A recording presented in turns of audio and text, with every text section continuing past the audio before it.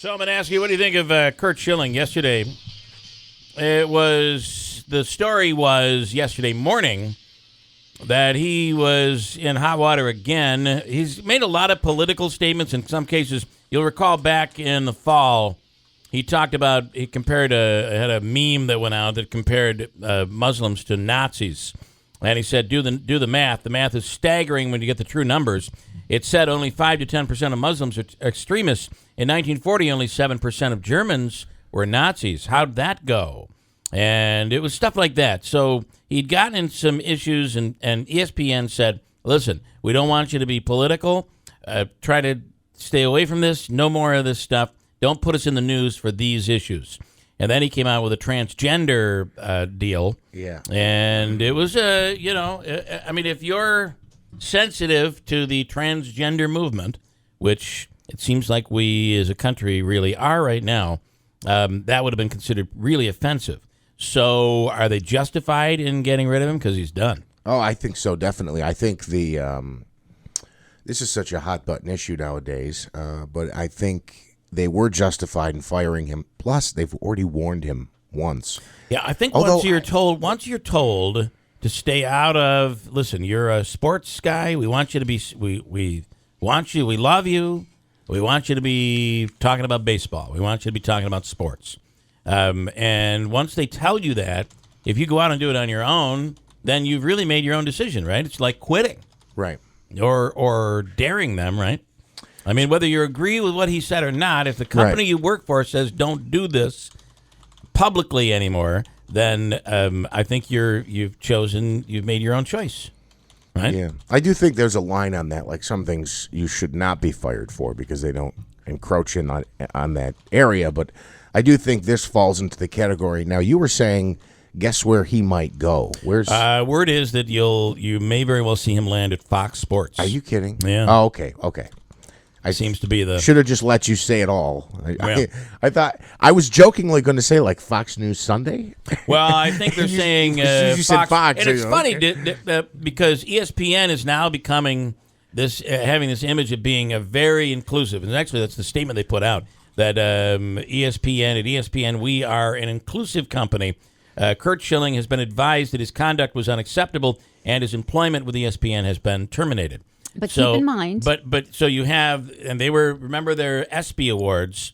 They did the whole thing with Caitlyn Jenner, and a lot of people were very bothered thinking that they kind of just jumped on a big story when there were other people that really should have been honored in that case. Wherever you are on it. But then I didn't know that Fox Sports is the conservative answer to sports. Since when has sports become political? Well, that's what everybody's implying. These stories are implying. I think it's just he's going to land on Fox Sports. That's where Fox he's going to go. name. Keep in mind that ESPN is owned by Disney. Disney has made a big deal of this North Carolina bathroom bill. Sure. And they are saying that they're pulling their business out of North Carolina. And that's what this is about. This whole thing was about.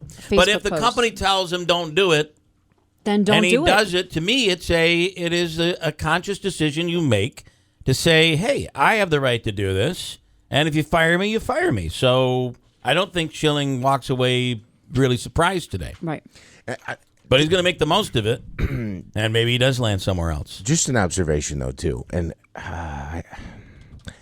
I'm thinking about this as I'm saying it. But, like, again, I think there is some danger when networks go after these former players because he's a guy. What do you expect? Like, if he put that picture in the locker room, the guys in the locker room everybody would be laughing about probably it. laugh, and they would just move on. Hey, you got to make the transition. Yeah, you do. You pick him because he's opinionated. Yeah, and that's what ultimately becomes.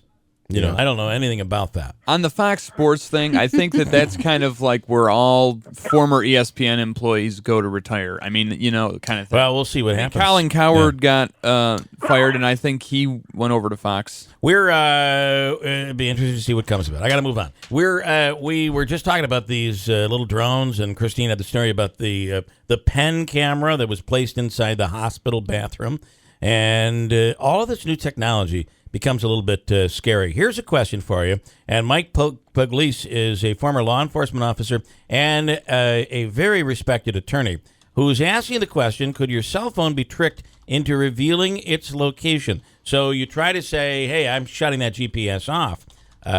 Could that not work? On the line, Mike Pugliese. What's the word here, Mike? Well, technically, yes, you're right. Our technology has aided law enforcement to the extent now that we're not as private as we think we are, even when we do turn off our cell phone. Yeah. That it can be tricked, and they can record exactly where we're at. You know, to law enforcement, it's the best thing since no-knock search warrants, and to us private citizens that still believe in the Fourth Amendment, it's an unconstitutional, all-you-can-eat data buffet. So and what it's a is scary situation? What is the law here? What is the vagueness of the law that we're talking about? What element of the law here? Well, law enforcement hides behind the fact, and I'm not saying it's not unfounded in their position, that it aids them in serious criminal apprehension, terrorism, kidnapping, so forth.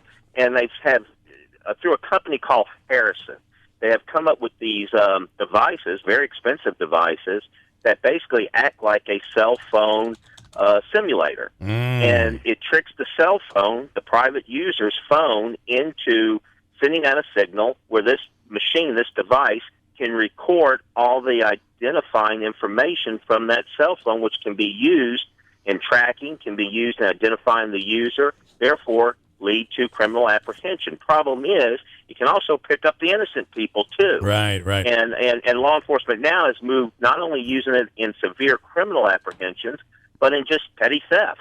Aren't we in a situation now where we really just have to believe that someone could be watching you, someone could be following you, somebody could be eavesdropping at all times, whether it's the government or some hacker?